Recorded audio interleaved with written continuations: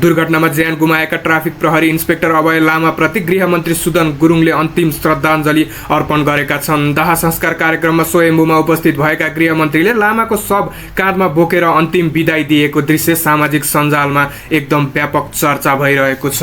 गृहमन्त्री गुरुङको यस कदमलाई सुरक्षाकर्मीहरूको मनोबल बढाउने उदाहरणीय कार्यका रूपमा हेरिएको छ। गृहमन्त्री गुरुङको यो कार्य तपाईँहरूलाई कस्तो लाग्यो कमेन्ट गर्न भने नभुल्नुहोला।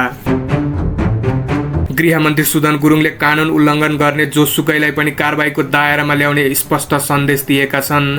उनले गल्ती गर्ने व्यक्तिलाई कुनै पनि अवस्थामा उन्मुक्ति नदिने बताउँदै आफ्नै बाबुले नै गल्ती गरे पनि नछाड्ने अडान सार्वजनिक गरेका छन्।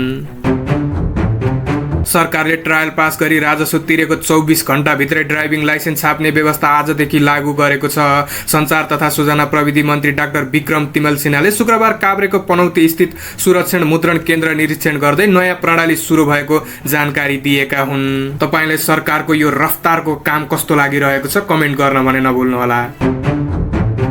प्रधानमन्त्री बालेन शाहको 12 वर्ष पुरानो र्याप ब्याटलमा आपत्तिजनक ओड प्रयोग गरेको भन्दै भिडियो युट्युबबाट हटाउन र माफी माग्न साइबर ब्युरोमा निवेदन परेको छ।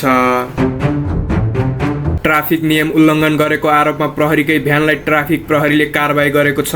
फुटपाथमा पार्किङ गरिएको उक्त भ्यानलाई चिट काटिएको ट्राफिक स्रोतले जनाएको छ। सार्वजनिक स्थल र पैदल यात्रुका लागि छुट्याएको फुटपाथमा सवारी पार्किङ गर्नु नियम विपरीत मानिन्छ।